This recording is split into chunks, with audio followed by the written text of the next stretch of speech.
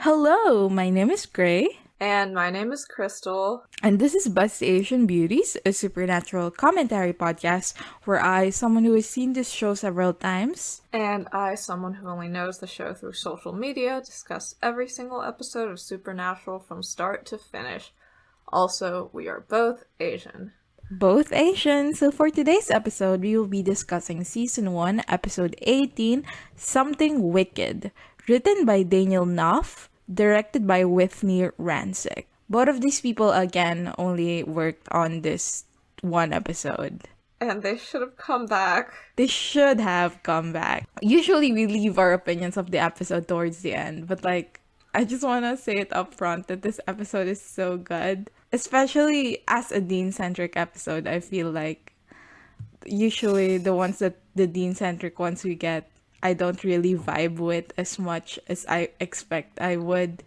But this one is Dean-centric and good and amazing, and I love it so much. It was pretty good. I wouldn't go so far as to say that it was amazing. Do you know how much times I had to see Dean's face on my screen? But yeah, overall, there were a lot of close-ups of his face, I will admit. Okay, so before going in, Crystal, what were your expectations going into this episode? I did not really know what this episode was going to be about. I know that the phrase "something wicked" comes from Macbeth, so I was like, well, maybe this is a witch case. And I think the monster of the week is a witch of sorts. I also knew that season 1 they needed to get the cult at some point, so I was like, maybe the gun will show up at some point, but I think that's for later. So yeah, really had no idea. Though I did know about the... how do you pronounce it? Striga? Striga, yeah. Striga? Yeah, okay, I knew about the Striga, from Tumblr posts, but I guess I had never really placed it within a certain season or episode of Supernatural. This is quite a timeless episode, I feel like. You could put this anywhere, and it would be an episode that makes sense. And in fact, they try to put it anywhere. And Drag Me Away From You. Yeah, exactly. This is basically Drag Me Away From You. And it's just so weird that, this is one of the first, well, not the first few episodes of the show, but it's in the first season, and then we have, the last few episodes of the show, and the thesis statement is the same. Literally, nothing has changed. Okay, so let's start with the episode. Woo-woo! We open with an adorable little child in her little child voice, praying what I presume is a canned prayer. And I was right to presume that, because apparently this is a nursery rhyme from the 1800s. And she goes to her bed after she prays, and her dad tucks her in. Well, first, he says, "Night, monkey puss." I think that's monkey octopus, right? Or what does it mean? Maybe? It means nothing. It means nothing. It's just nothing. Weird. She asked her dad if her mom is coming home, and dad looks at the family picture off the side of the bed and says, no, she's staying with your sister at the hospital. Her dad finally leaves, but the kid stays up, and she gets spooked by the branches outside her room. So she goes to close the window curtains and hides in her bed. What a poor kid.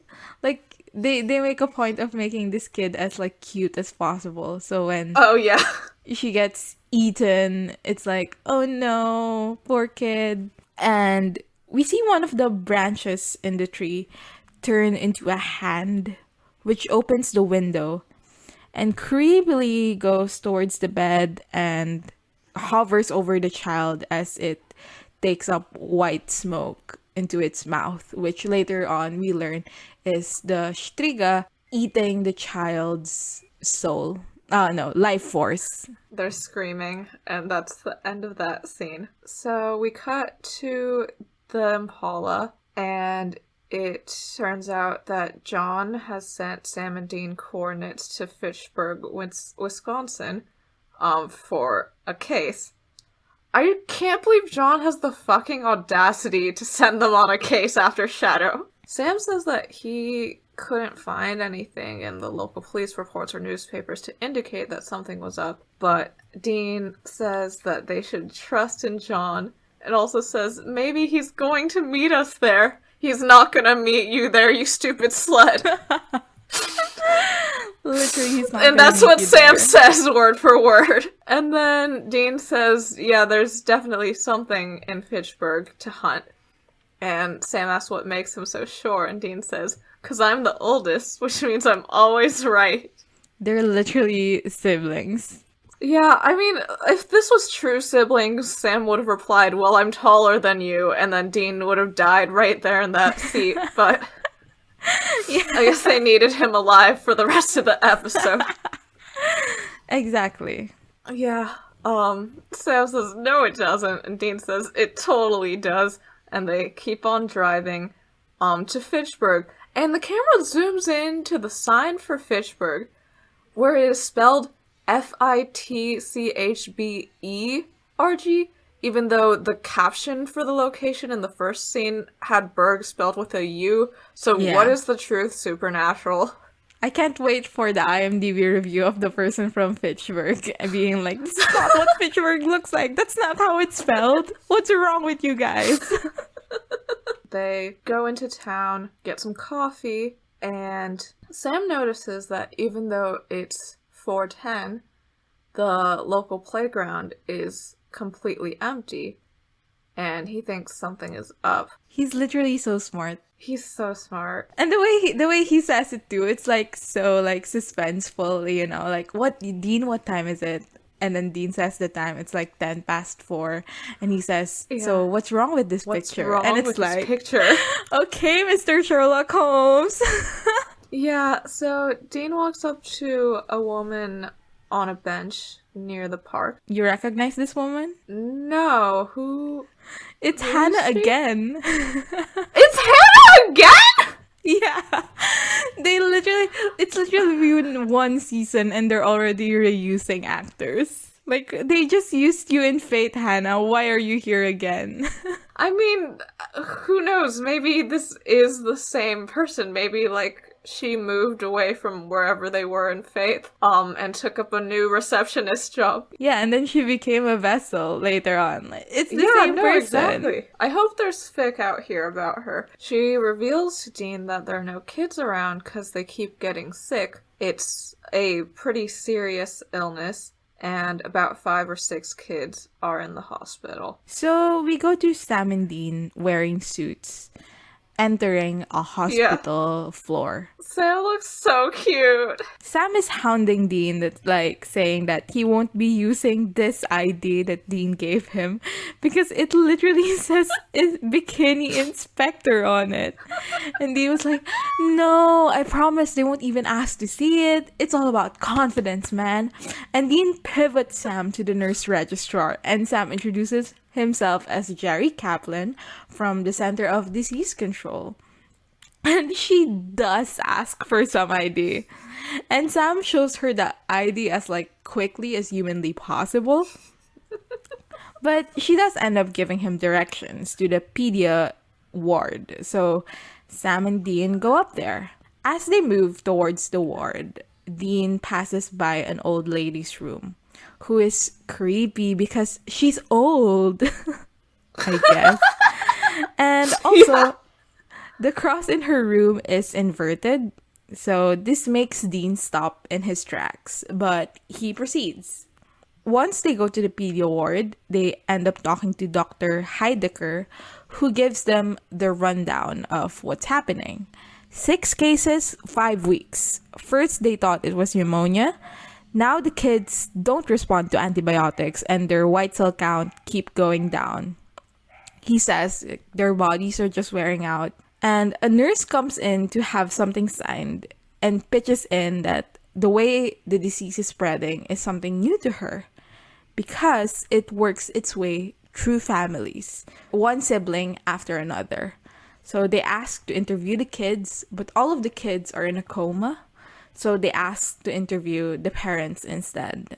So they talked to the dad that we saw in the teaser, Mr. Monkey Puss, and and we find out that the cute little girl's name is Bethany, and her older sister, Mary, was the one who got it before her. And he thinks that they probably caught pneumonia through an open window, because when he saw Bethany sick, the window was open, even though he closed it before he put her to bed. The window was on the second story, and it had a ledge, so he says no one besides her could have been the one to open it. Sam is doubting the case at this point as he and Dean head out. But Dean is still putting his faith in John, and Sam's like, okay, cool, well, that dad is probably not going to be home for a while, so let's go break in. So Sam and Dean are checking Bethany's room with an EMF, but nothing's coming up. But then Sam goes to the window and opens it up, and he says, oh yeah, something is up. So we look over the side, and there's this long, claw-like handprint in the wood that looks like it's, like, rotted through the ledge. And it's giant. Like, okay, this man said, oh, I noticed the window was open, and presumably he went over and closed it after he noticed it was open, after his daughter was sick. He didn't see the, like, 2-foot-long chicken hand on the window. And the 5 or 6, like, sick kids' parents before this also didn't notice the chicken hand on the window. You know, only hunters see things like this, Crystal. Damn, you got me. So, Sam asks what the hell leaves a handprint like that? And then we get a flashback. It's, like, sort of sepia-toned. Yeah, right? it's almost like, black and white. There's some visual indicator. Yeah. And we're in a motel room with baby Dean and baby Sam, and they look so cute with their little baby faces. They're kids. They're literally so kids. Cute. Yeah, no, like, Sam's got, like, curly little hair, and Dean's got freckles, which he doesn't have anymore when he's older. He doesn't have any more freckles, fanfiction writers. This is, like, almost a genre of supernatural episode, like, flashback episode.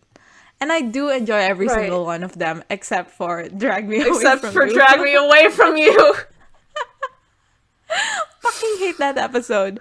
But, like, every single one of these just literally, like, goes into my insides and knots everything up. Also, like, these baby, like, Sam and Dean actors are the baby Sam and Dean actors, you know? In your like, in none your of the head, other right? ones Like, are truly it, but these ones are. well, I would say the 17-year-old, like, I think the Deans are all pretty good. Even the one in Drag Me Away From You? No, I hate Drag Me Away From You. That's not included. But yeah, no hate to the actors, though. You were fine. You were fine. It's just so funny that they're bringing up Sam going to college, like, again in the final season. It's like, you're not even gonna take this plot anywhere, bro. Anyway, let's bash that episode 3 years from now. Yeah. But like, you know that episode where Sam and Dean go to high school? Like, that one's also pretty good. Is that one after school special? Yeah. Is that the one where Sam has an English teacher and Dean gets chewed out by a girl for being a loser? Yeah, I think so. I don't remember Dean's plot in that episode, but Sam's plot is that he has an English teacher like every single one of us gay people. So that's fun. The Dean-centric episode where he goes to the boys' home, the Dean there is also pretty good, I say. Okay, So, yeah. Yeah. Okay, so we see in this flashback that there's a photo of the same handprint that we saw on the sill. And, oh, by the way, we're saying babies, but, like, Dean's, like, 10 and Sam's, like, and Sam's 6. John is about to head out, loading up on weapons, and he tells Dean, you know the drill. Anyone calls, you don't pick up. If it's me, I'll ring once, then call back. You got that? Dean goes, yeah, got it. And John tells him to look more alert because this stuff is important. And Dean says, yeah, but we've gone over it like a million times and you know I'm not stupid. And John says, I know you're not. Which, you know, is a really low bar, but I was afraid that John wasn't even gonna, be able to go over that bar, so at least there's that. That's the one nice thing I'll say about John this episode. The John's like, yeah, you're stupid as fuck, Dean. Like, sorry, I'm repeating everything. It's just you're an airhead. Yeah. Right. He says, I know you're not, but then he says, but it only takes one mistake. You got that? Which, who does he think is going to call? Ghostbusters. Sorry, it's instinct. I don't know who he thinks is gonna call. I feel like the ghosts we've seen do not use phones. None of the creatures we've seen so far have been phone users. What is going to happen? I think maybe, a monster can, trick them or something. Oh, yeah, they could imitate John's voice. Or, just some guy. Literally, just some guy can fucking That's trick true. these kids. And also, if John's not back by Sunday night, then Dean repeats back to him that he should call Pastor Jim. They go through some more safety measures, and then John says, most important, and Dean says, watch out for Sammy. Oh! The way this scene plays out, Dean looks behind him, looks over his shoulder, and it's Sam looking like the sickest, most Victorian child. He's like the Pillsbury Doughboy, but with consumption. Yeah. He looks so sad and grieved.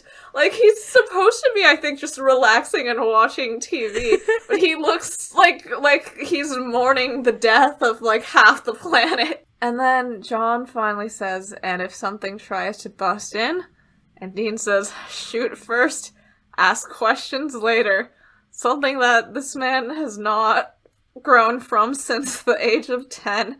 Sorry, Dean, and sorry everyone who's encountered Dean. John doesn't even give Dean a goodbye hug. I was waiting for some reason for a goodbye hug. I was waiting for John to go, 10. come here, Dean, and then give him a little hug or a little ruffle in the head. But nothing. Mm-hmm.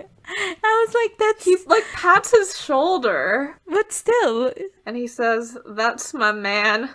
He is a boy. He's a little baby boy. Oh, also, is this the first scene where we see John wearing the leather jacket? Oh, I actually haven't thought about this, but that makes sense because now Dean has the leather jacket, so... Yeah, for all the first time viewers of Supernatural, I'm sure that meant something to them.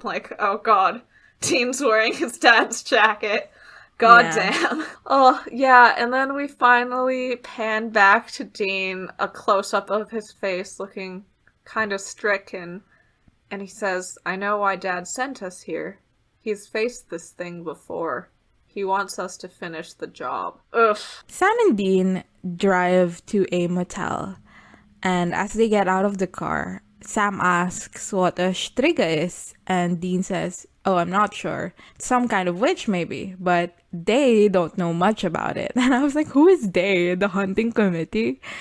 And Sam says he's never heard of it from Dad or Dad's journal.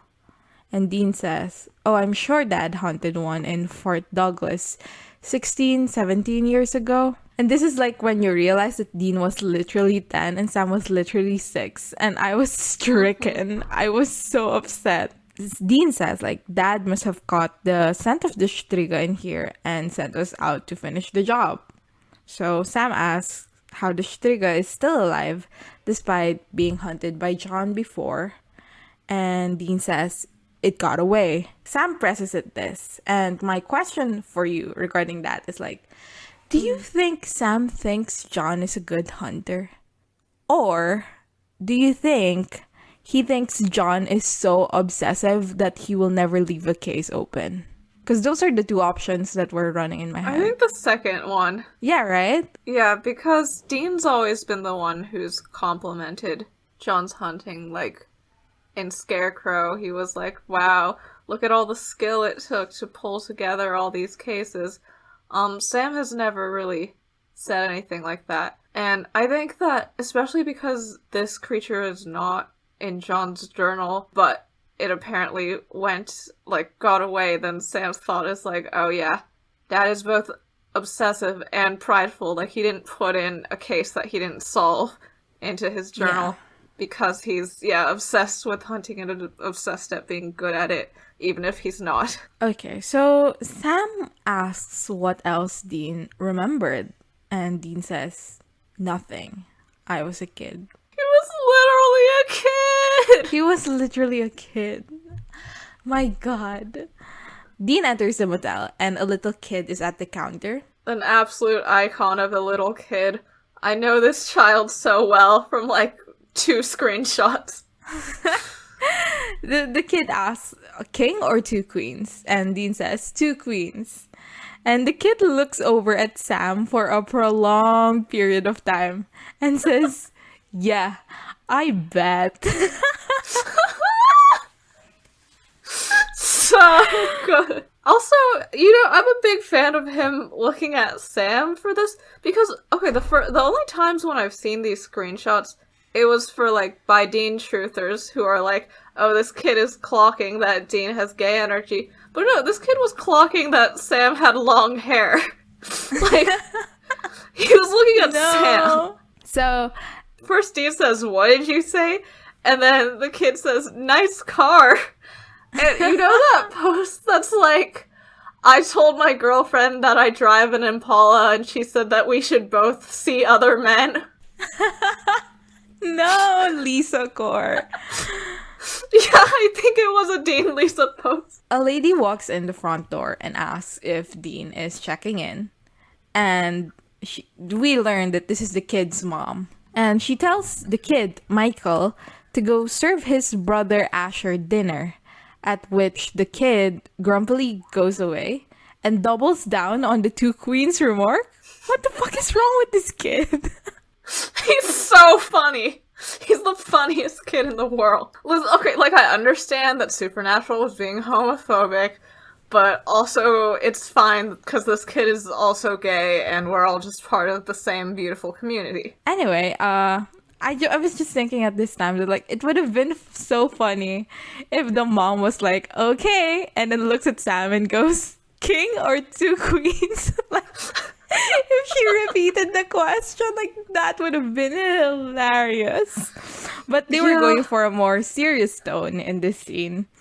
So, what we get instead is, as Dean is paying, he sees how Michael is serving his little brother dinner. And we go to another flashback scene. Sorry, Dean's face before the flashback is so funny.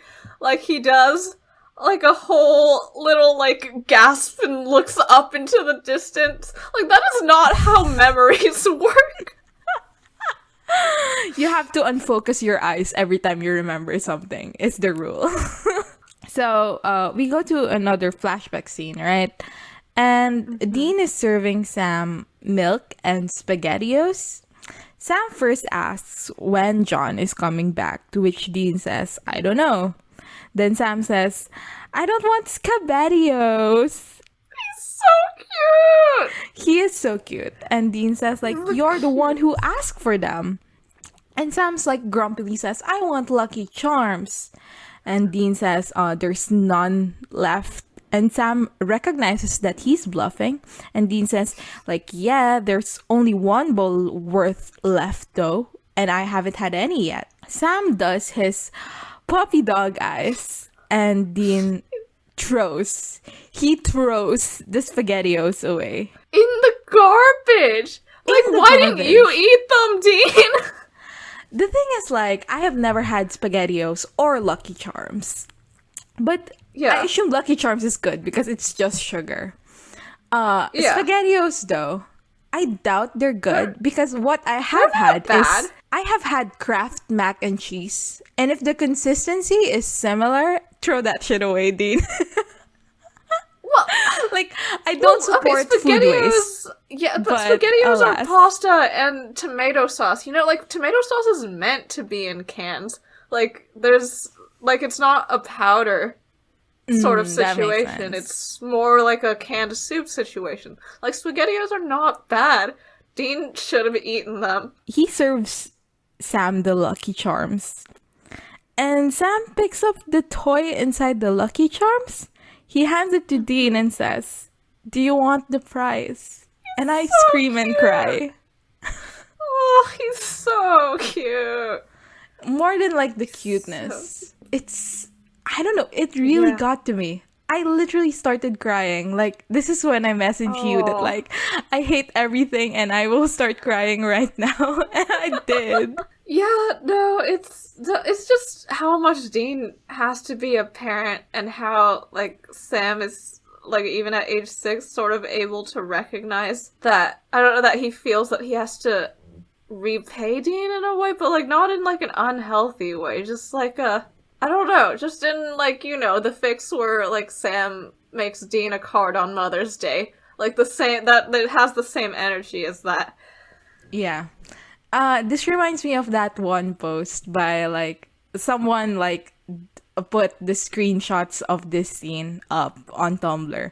And then somebody replied to it saying, like, "Oh, I've never seen this show, but if these are the main characters, now I get why you guys are fucking obsessed with it." Because, like, this is it, you know? Like, you know, in Shadow, we were like, "Oh, Dean has so many problems and disorders." And this episode is basically like, do you remember in Shadow where Dean has so many problems and disorders? This episode, we will show you how and why he has those problems and disorders. Enjoy! Like, this is that episode. Yeah, I still hate Shadow Dean, but Something Wicked Dean gets a pass. Yeah. Dean's flashback ends, and that's that. So, Sam's looking up Strigas on his laptop, and he says that they're an Albanian witch that feed off Spiritus Vitae, which is the breath of life or your life force. I know earlier you said that they were eating people's souls, which isn't what Sam says here, but I also saw in the fun facts section that, like, I think in one of the books or something, when Sam is soulless, the Striga can't feed off of him. So, I guess it sort of is, like, the life force is related to the soul, and also apparently to the soul is related to the immune system. Somehow.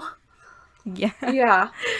And Sam says, yeah, so maybe after she takes your life force, then your immunity goes to hell, and then you get pneumonia from the open window, but your, like, white blood cells can't combat that.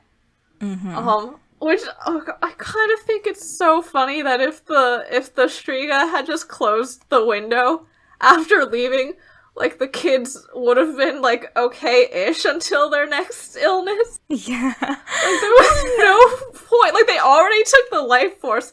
Like, the Striga was just, like, a little bit lazy and didn't want to close the window. And now all the kids are dying now instead of, like, in a month. Yeah, he says that they can feed off anyone, but they prefer, and Dean finishes the sentence, children. And it's like, well, Dean, how did you know that? Well, for reasons. And Sam says that Strigas are invulnerable to all weapons devised by God and man. Which, you don't like this? This episode is named after a Macbeth quote. So I was thinking about, you know, the various conditions, like, Macbeth will never be killed by, like, a man born of woman born, and stuff like that. Like, I was like, okay, so a weapon devised by woman, then? We can do that one?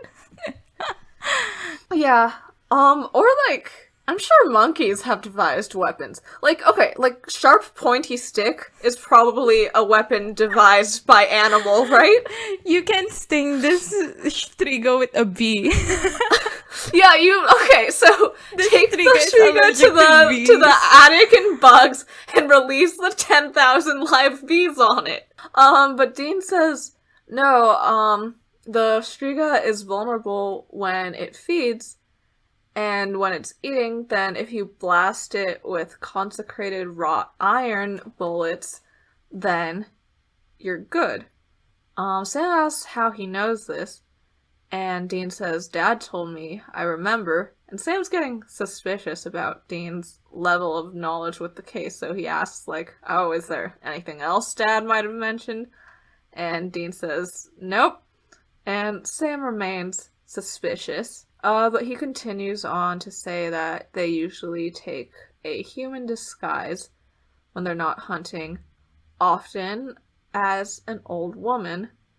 And Dean goes, okay, well look, the addresses of all the victims are centered around the hospital, and while I was there, I saw an old woman. And Sam goes, an old person? In a hospital? Better call the Coast Guard. Oh, Sam, you're so funny. Giggling and twirling my hair. And Dean goes, well, no, but she also had an inverted cross on her wall. So that's enough to convince Sam, and they head to the hospital. So they head to the hospital. They have to hide from Dr. Heidecker for a sec. Yeah, are there only 2 nurses and 1 doctor in this hospital? Yes. And they go into the room of the old woman. She's sitting there. Her eyes seem open, but she doesn't really seem to be particularly aware of her surroundings. And Dean and Sam just go in, holding their guns out. Does this hospital not have CCTV? Like, what's going first on? That. Second, like, they were fully ready to just, like, murder this random old woman. Like, I thought for a second that they were just gonna try to shoot, like, regardless of, like, any feeding behaviors. God. Also, I complained so much about them going into various situations unarmed. Like, they were like, this is the situation in which we will go in armed, but in all the situations where we're going into ghost houses, where even if we did accidentally shoot at someone, it would just be salt, we'll leave the salt guns in the car. Like, come on, guys! Yeah. Yeah. So they creep in closer and closer, holding their guns. Like, Dean basically has his face in her face and his gun on her face when suddenly she turns her head and says, who the hell are you? Dean jumps and, like, back against a wall, and he, like, puts his hand over his face in a screenshot that I feel like I've seen a lot. Have you seen this screen cap a lot, Actually, too? no. I didn't recognize it. Huh. Okay. I think people use it a lot because you can really see his ring in that shot. Oh, that makes sense. Yeah, That makes and sense. you're like, oh, I miss when Dean wore jewelry. I do miss when Yeah. Dean wore jewelry. In fact, I wear I wear a silver ring right on the finger where Dean wears his. And it looks Oh my kind of God. like his too. So, Oh my God. you know there's something wrong with me. Yeah. So the old woman keeps talking, and she's pretty clearly a human. She's like, who's there? Are you trying to steal my stuff? And Sam says, no, we're maintenance. We thought you were sleeping. And the woman's like, nonsense. I was sleeping with my peepers open. And then she says, and can you, like, go fix that cross on the wall? I've already asked before. And they're like, oh, oof. And Dean turns it back around, and they head out. In the meantime, as night falls, we see Michael and his brother Asher sleeping in the motel room. And we see their window open and the Striga manifest, and we cut. So we don't see it explicitly, but we know that one of them gets attacked. Yep. So we go to the morning now, back in the motel, where Sam is fucking laughing his heart out about the old gals, like, sleeping with my peepers open comment. And I was like, it's literally morning now, Sam. Get over it. really cute. I like when he laughs. He doesn't know how. Jared Padalecki doesn't know how to act No! laugh. That's so mean. No, that's just how You're my beautiful defending brown-eyed... Jared That's Padalecki. how my beautiful brown-eyed boy laughs. That's how Sam laughs. And I All I won't can have hear- you making fun of Sam's laugh. All I can hear is Jared Padalecki defense. I'm sorry, Crystal. No! No! It's not Sam's fault that his laugh just happens to sound like that, and I think that we should appreciate every time Sam feels joy, regardless of the vessel that it's going through. Alright. So, Dean's like, it's not funny. And Sam says, well, you should have seen your face. And Dean's like, laugh all you want, but we are back to square one. Just then, Dean sees Michael, the Two Queens kid, in a bench, forlorn. So he goes there. And apparently, his little brother is sick with pneumonia. The kid blames himself because the window was unlatched. And he says that he should have checked that the window was latched. So Dean looks at the kid and says, like, I promise you, it's not your fault. And I start crying yet again. Yeah. God. The kid says, like, it's my job to look after him. Yeah. Like, we already know that this kid is a Dean mirror, but every time they make mirrors in Supernatural, they have to go really hard on it in case you didn't get it yet. Supernatural, like, every character in Supernatural is a mirror to another character. No, I mean, that's why the Sam-coded, Dean-coded, Cass-coded system works so well. Because literally every character on Supernatural is one of them coded. So, just then, the mom steps out of the motel with some stuff for the hospital and starts instructing the kid on what to do while she's gone. Michael insists to go to the hospital with her, and Dean goes up to the kid and basically says, like, hey, I get it. I'm a big brother too, but you gotta go easy on your mom. Okay, I'm a big brother too is very... blah, blah. And also, like, yeah, I feel like, do you think that he sees Mary in this woman at all? No, I think this woman is supposed to be a John. Yeah, parallel. right, because she's instructing the kid on what to do. But also, I don't know, I feel like Dean has enough problems and disorders that, like, every mother he sympathizes with becomes Mary in his brain a little bit, you know? Yeah, I get what you mean. Dean offers to drive the mom. And she first says, like, no, I can't do that, but eventually agrees. And he is such a gentleman. Like, I know he is a notorious and violent misogynist. But also this scene, I was like, oh, look at him. He's a little gentleman. He's closing the door for her.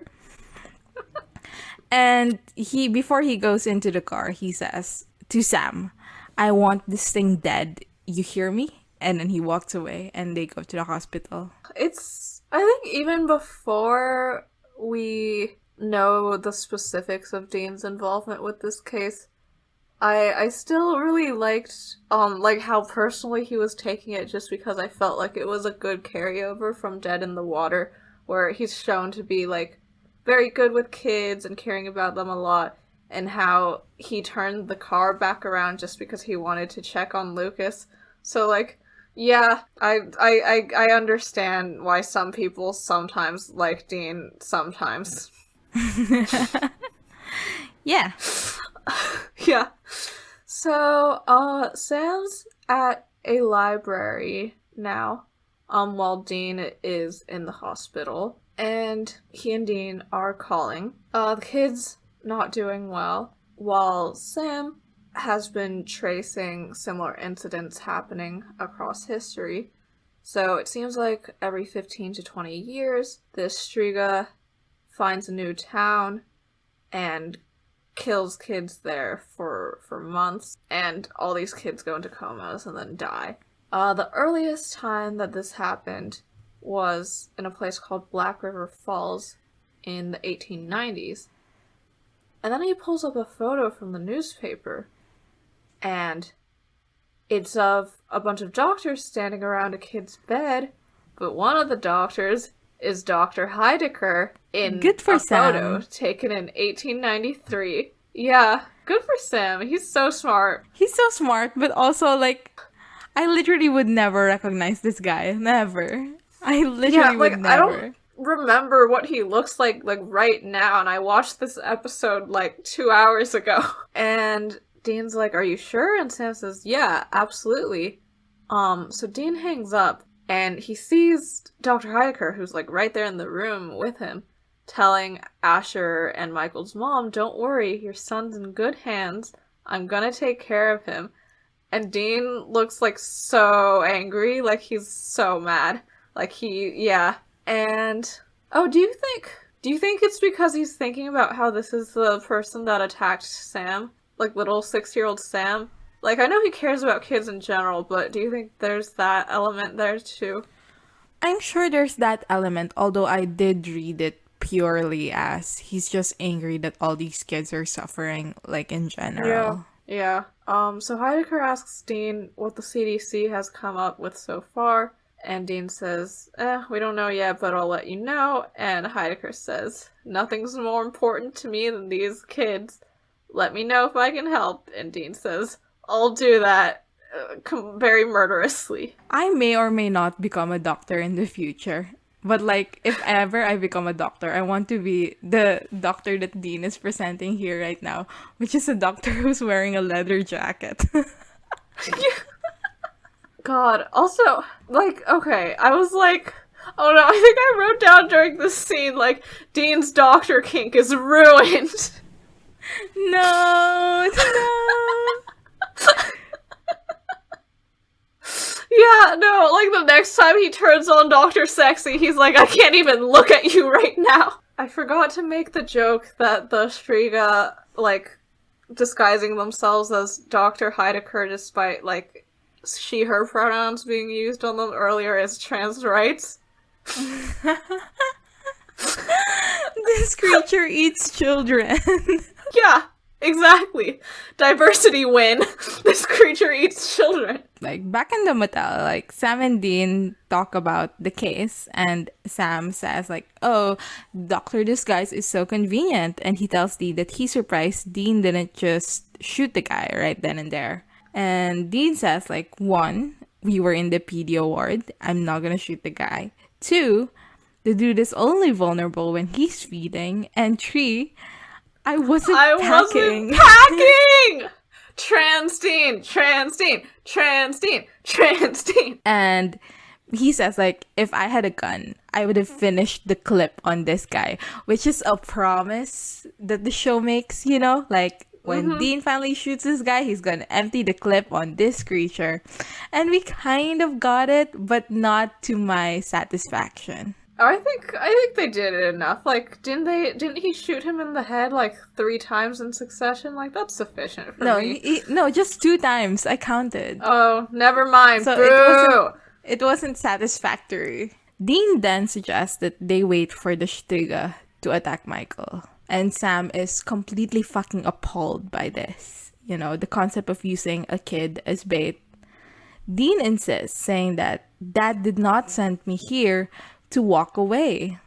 Sam says, like, "Sent you? He sent us." And Dean says, like, "It's on me though. It's my fault though. Like, who knows how many kids got hurt because of me." Sam continues questioning him. What are you hiding? And Dean goes silent. And then Sam says, "You've been hiding something from me from the get-go. Talk to me." So Dean does. So 3 nights into the motel that they were staying in when Dean was 10, Dean says that he needed to get some air because he was climbing up the walls. And Dean goes out for a walk while Sam is sleeping. He goes to the nearby arcade for a bit and then walks back home. When in the motel room, he sees something in Sam's room. He opens the door slowly and he sees that the Striga is feeding on Sam.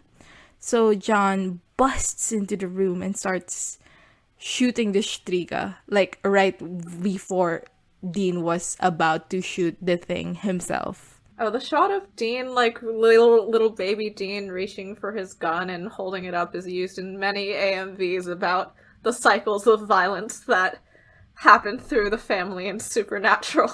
And it's an evocative shot, you know? It Like a is. little baby He's a Dean. little baby. Like, the gun's, like, almost taller than him, like, basically. He's just a kid. He literally is just a kid. So, it gets away, and John cradles Sam, who is still alive. And John asks Dean, like, what happened? Dean says, like, I went out, I'm sorry. John says, I told you not to leave this room, to not let him out of your sight. And John's face is full of disgust. Well, specifically, after Dean says, I just went out, John says, what? And Dean starts looking, like, scared, and then he says, like, just for a second, I'm sorry. And then John says the rest. And it's just so... Ooh! He's 10!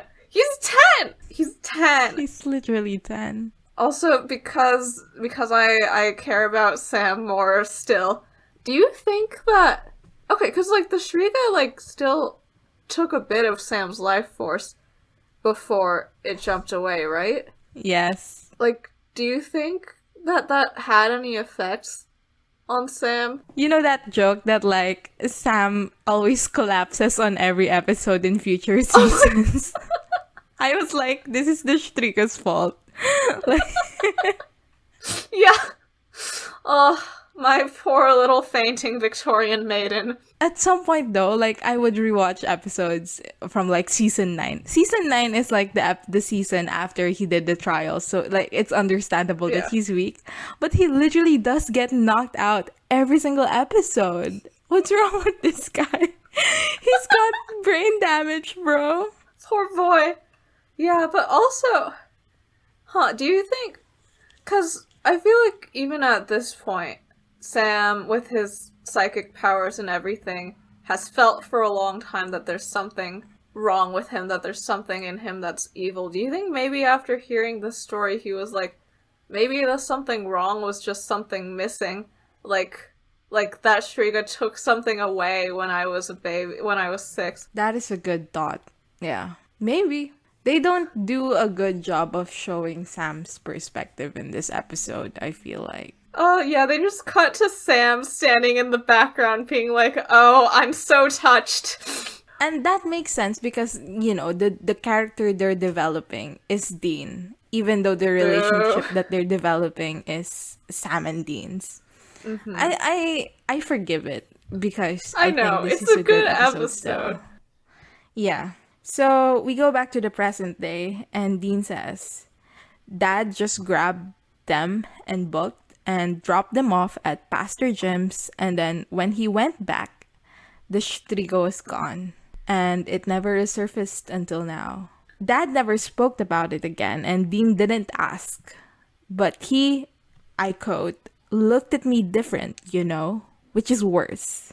Not that I blame him. He gave me an order and I didn't listen. I almost got you killed. Killing and biting and killing and biting and Attaka and killing John with a branch. Yeah. Sam says, you were just a kid. And Dean says, Dad knows this is unfinished business for me, so don't say that. And he sent me here to finish it.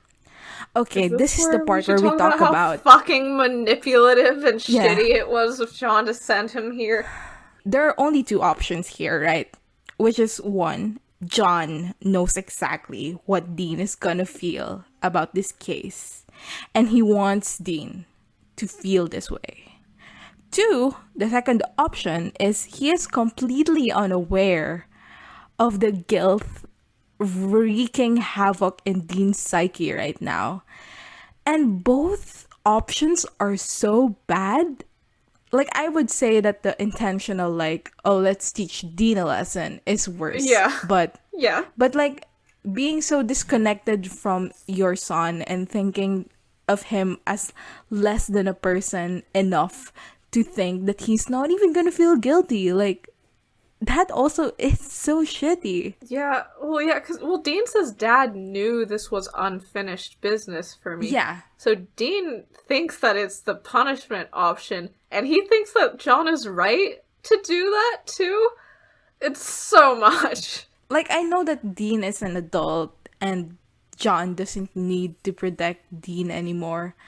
But I assume as a parent, like, it's your instinct to protect your child. And obviously, like, this instinct has long been gone from John ever since, I guess. I mean, it was gone when Dean was 10 and Sam was 6, and he left his children alone in the town with the child-eating monster, thinking that the child-eating monster wasn't gonna eat his children. Can't John just spare Dean this one? Like, that's all I ask. Because he's so guilty. Like, I don't know. It really got to me. Yeah.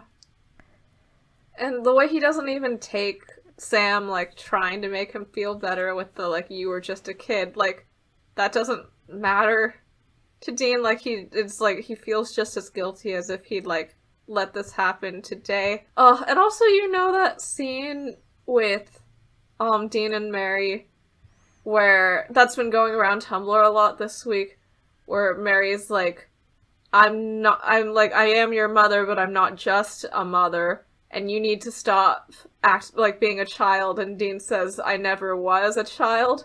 He was a child. He was just a kid, but he also literally was never a child. Yeah. Yeah. My God. Dean and Sam are now at the motel reception talking to Michael, telling him about what's up. Michael at first doesn't believe them and calls them crazy, but Dean says, like, this is real, it attacked your brother, I've seen it, and it attacked my brother once too. And Michael reveals that he saw a figure with a long black robe during the night that Asher got sick. But he just thought it was a nightmare. Dean says, I'd give anything not to tell you this, but sometimes nightmares are real. And then Michael asks, so why are you telling me? And then Dean says it's because they need his help. And Michael is pretty resistant at first, but Dean says, this thing hurt Asher, and it's gonna keep hurting kids unless we stop it. Which is not the best way to convince, like, a 10-year-old to... Like, he's trying to guilt this 10-year-old into helping. Like, come on, dude. And also, secondly, okay, if I was Dean, I would just say, like, this thing works through siblings, so, like, either it's going to come and eat you tonight, or it's gonna come and eat you tonight, but we'll be there with guns. Like, which one would you prefer, my dude? But yeah, whatever, I guess. Yeah, so we cut to the inside of the motel room with Dean saying, well, that went crappy, so it didn't work. And Sam says, well, yeah, you can't ask an adult to do something like that, much less a kid. But then there's a knock at the door, and it's Michael. Oh, God. Oh, by the way, did the Dean mirror's name is Michael? Fun. No, Anyway, like... What? Did John use the two as bait? Oh my god! Shit! He did, didn't he? Because he ran into the house, like, right after it started feeding on Sam, right? Like, yes. How did he know? Dean didn't call him. Oh my god! Either he, like, tracked the Striga down immediately. Because, like, the only way it makes sense that he, like, because he doesn't bust in and then see the Striga and, like, go, like, oh my god. Like, he busts in, guns blazing. So he knows the creature is there. Yeah, like, he had been watching outside the window. And also, okay, he said that it was Dean's job and that he should shoot, like, if anything tries to break in, right? Did he basically say, like, I'll leave them as bait and Dean can be the one who kills it? Like, time to send Dean on his first hunt at age 10? Oh my god, what the motherfuck? And we know that Dean is used as bait occasionally because we get a future episode in this season where that happens. Oh god. I'm gonna kill this guy. Oh god, John Winchester is so dead. He's so dead. I mean, we only have to wait, what, like 5 more episodes and then we get to see him die anyway, so... Yeah, but he dies a heroic death. Ugh. Whatever. Like, they cut out the part where I, like, farted on his face after he died or whatever. Yeah, So yeah, they open... Oh my god, sorry. I need a moment. Oh my god, he literally used the most bait. Okay, so they open the door, and it's Michael, and he asks, if you kill it, will Asher get better? And Dean says, honestly, we don't know. And then Michael says, you said you were a big brother. And this is the moment that I started crying in the episode. No. Yeah, I think, It's which is the such a first time I scene. have cried while watching Supernatural Season 1. So, I guess put that in the history books. And Dean nods. And Michael says, and you'd take care of your little brother? You'd do anything for him? And Dean says, yeah, I would. And Michael says, me too. I'll help. And, I think while this is going on, the camera sort of pans back to Sam standing in the shadows watching this exchange going on, looking very touched. Yeah, and it's all a lot. Oh, yeah. So, it's night, and we are in Michael's room. Sam and Dean is setting up night vision cameras in the room, and Dean instructs Michael on what to do. It's just yada yada. Like, I feel like they only made it this long because the explanation on what Michael should do is so long. Like, they only did that to fill up time, I feel like. I didn't think it was that useless. I kind of liked it. I guess, like, on one hand, I just liked knowing that they had a plan and they weren't gonna shoot this kid on accident. Yeah. And I don't know, I feel like it's another scene of, like, Dean being good with kids, right? Like, he warns Michael that the gunshot's gonna be too loud. Yeah, he tells him to stay under the bed and cover his ears. And most importantly, he tells him, if he asks Michael if he wants to do this, and he says, if you don't, it's okay. I won't be mad.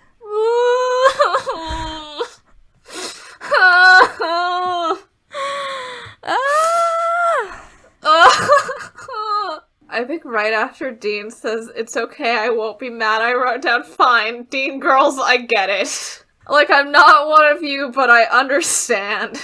We go to Sam and Dean waiting outside the room. It's currently 3 a.m. And they talk about how they're using consecrated iron rounds like Dad used last time. And then Sam says, hey Dean, I'm sorry. He says, I've given you a lot of crap for following Dad's orders, but now I know why you do it. And Dean says, oh God, kill me now. And then Asylum Sam reaches out for his gun and goes, okay. In the camera that they're watching Michael's room from, they start to see the branch warping into a hand. The Striga is about to attack. And it manifests and it moves towards Michael and starts to feed on him. And the brothers bust in and start shooting. And the Striga is dead, except it's not dead, and it attacks Dean. It also attacks Sam afterwards, and it starts to feed on Sam. And Dean shoots it square in the head. And we see like little blood splatter on the camera lens. Dean says like, you okay, little brother? To Sam. Which is cute, but also like, no one says that in English. The life force that the Striga absorb gets released into the ether. And Dean, as promised, empties his clip on him, but only twice. So I wish they did like at least 3 or 4. But alas. Yeah. Okay. I want to know the logistics of this energy escaping. Like, are we assuming it goes back to the specific kids that it came from? Yeah, I hope so. Okay, but then... You have another person's life force inside of you. No, what about all the kids who died? Like, are their corpses getting resurrected in the ground? Yeah, the next episode is a zombie invasion. Of the kids from 1890. Yeah, Exactly. going, yeah, why isn't it the Victorian era anymore? So now we're outside of the motel, and Sam and Dean are. Oh, wait, also, okay, the Shriga, like, sort of disintegrates, but the robe stays behind, right? Like, Yeah. what is Michael gonna do with the robe? Like, also, isn't there, like, dust all over the ground? I hope that they help Michael clean up, and now Michael either has, like, a really good Halloween costume or they just put it in the dumpster. So, we're outside of the motel, and Dean and Sam are packing up the Impala, about to leave, and Michael's mom shows up. Dean asks after Asher. She doesn't reply, but she asks if Michael's here. And he runs up to her and she hugs him. And she tells him that Asher's gonna be fine. And all of the other kids are also doing fine and they should all be leaving in a few days. Sam asks about Dr. Heidecker, and the mom says, oh, he wasn't in today, must have been sick or something. So, yeah, he's very dead. And the mom asks Michael if anything happened while she was out, and Michael looks at Dean and then lies, saying, like, nope, same old stuff. And they head off to see Ash in the hospital. As they go away, Sam says, it's too bad. And Dean says, oh, they'll be fine. And Sam says, that's not what I meant. I meant Michael. He'll always know there are things out there in the dark. He'll never be the same, you know? Sometimes I wish that... And Dean says, what? And Sam says, I wish I could have that kind of innocence. Ah! And then Dean says, like after a long pause, if it means anything, sometimes I wish you could too. Ah! And then they drive away. What an episode. Yeah. So that's the end of the episode. Crystal, we already know what I think. What do you Yeah. think about this one? Screaming and crying and biting and kicking. So Yeah. That's all I have to say. because this is the first episode I'm watching that I didn't watch recently. So like last year. And I was like, I should have. I should have continued my rewatch because this is when it gets good. Like I told you this off air, but the next couple of weeks that we're Yeah. gonna be recording is gonna be a blast, I feel like. These episodes are gonna be very good. And I am already looking forward to it. And I think this is when season 1 really picks up its pace. I have a question. Would you consider season 1 plotless? I mean, a lot of the Monster of the Week episodes are quite isolated.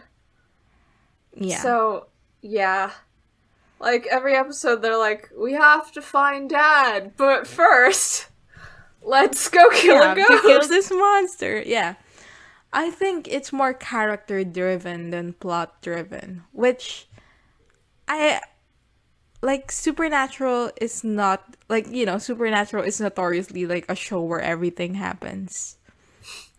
So like it's fun to have this like easygoing first season that's a bit Yeah. plotless but still character driven. And this episode is the peak of that. Like the plot just is meant to be there to enhance the character, which I love.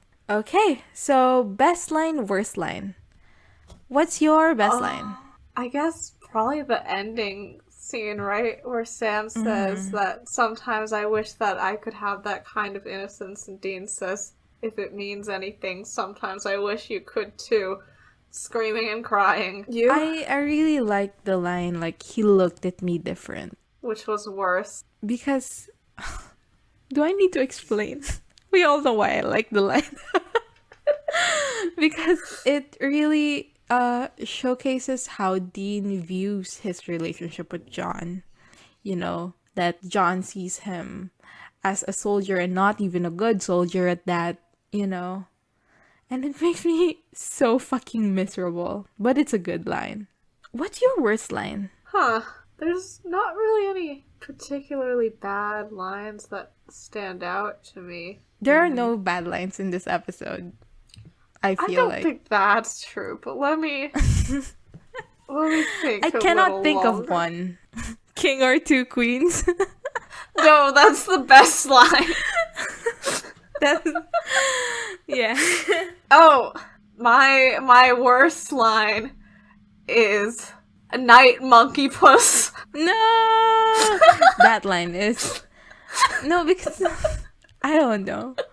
What is a monkey puss? Is it Nothing? an octopus monkey? Or is it a monkey Maybe.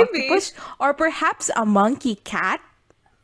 Who knows? Maybe it's a mystery, but that'll be the main monster in season 2. I'll just hitch my wagon on your line, as we like to Okay. say. Yeah. And say that monkey puss is a pretty goofy line. Okay, IMDb rating. I'll go first. 8.9. I really love this episode. I think it's Yeah. really good. I think it's well written. I think it's better than the pilot, which is now an 8.6. So Right. I'm going for 8.9. Yeah, I would put this one probably in the same tier as Home, which I know is currently an 8.8, so I'm gonna guess 8.8. Oh no! What? It's an 8.6. What? Why? Why? Why are all you people so mean and wrong? One of these says like chick flick moments, a little bit too cheesy for me at times. Boo! Come on, you're literally watching Boo. Supernatural, bro. Yeah. Oh, the person who says John Winchester is the monster of the season. So true. So true. So true. This one said this episode made me love the show. Aw, Aw. that makes me feel feelings. Oh my fucking god! The one of these says not just brothers, and I was like, holy shit! What? And No! then I clicked expand, and it says big sisters too do what they have to Oh, to thank protect God. little sisters and brothers, and I was like, thank God. Oh my god! I would have died. Oh, in this episode, I started to dislike John Winchester. We are getting people on our side. Oh, the last one ends with, "This is what Supernatural is. This is why it's the best show on television. This." I mean, we're doing a I mean, podcast for it, so I It's can't not really the say best that. show on Yeah. television, but I But mean, we are doing a podcast it's for it, decent. so... It's decent. What do you think is the best show on television? Right now? In general. Well, when I was young, I really liked House MD. No! It was the first TV show I have ever watched. House MD. That's so sad. I know. I mean, it's not bad. It's not a bad show. I've definitely had phases where I've been penis delirious about it, but also like, jeez, is that show racist and misogynistic? The thing is, like, when I was younger, like, I would say like 11, I read all of Sir Arthur Conan Doyle's works. All of them. Oh, What's yeah. wrong with me? What's wrong with me? Anyway. No, I also very much had, Sherlock Holmes phase. Yeah. And then I watched 2 shows. I watched Sherlock and I watched Boo. House MD. Because I read somewhere that these 2 are like renditions of Sherlock Holmes. So like between the 2, House MD is obviously between the the better two, show. House MD is the best show on television. Oh, you didn't even watch Exactly. Elementary? I've never got around to it because I was a bit older Okay. when I learned about it, and I was already a Supernatural super fan. Alright, well, our next podcast will be me having watched every episode of Elementary and you only knowing about it from nowhere. This is not just because I'm Asian, so I'm saying this, but I also really like Kim's Convenience. I've watched like 1 episode of it, but I don't think I continued. It's the only sitcom that I've watched that I find bearable. Every other sitcom I fucking abhor. Like, even The Good Place, which allegedly is very good. I watched one episode and I was like, this shit sucks, bro. Like, I'm not that kind of person. Neutral on The Good Place. It has some good like lines and some good twists, but yeah, it's not like particularly engaging. Sorry, Okay, since women. we're already in deep in this tangent, Yeah. what is your best TV show? I'd say from a writing standpoint, I'd say that BoJack Horseman and Fleabag are the two shows that I think are the most You're so well-written that I've basic. seen. I know, but they're good! Fleabag is very good, I must admit.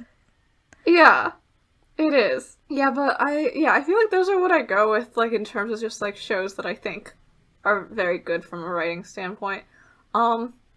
I think Elementary may be a personal favorite, but also, like, I understand that it's actually quite boring. Yeah. The thing with me is obviously the fact that I like Supernatural. I like spending time with characters. Like for me, it's the duration of the time I've spent with them that matters more than the quality of the show. Yeah. Yeah. 15 years can do anything to you. Yeah. Now that we've lost literally every single person listening, uh, I think we should say goodbye. Yeah. That's it for this episode of Busty Asian Beauties. Next time, we will be talking about Season 1, Episode 19, Provenance. Leave us a rating or a review wherever you get your podcasts. Follow us on social media. We are on Twitter at twitter.com/beautiespodcast and on Tumblr at bustyasianbeautiespod.tumblr.com. Our official tag is BABPod, BABpod, and thank you to everyone who's donated to our Ko-fi at ko-fi.com/bustyasianbeautiespod. You can email us any feedback, comments, or inquiries at bustyasianbeautiespod@gmail.com. See you guys next time. Bye. Bye!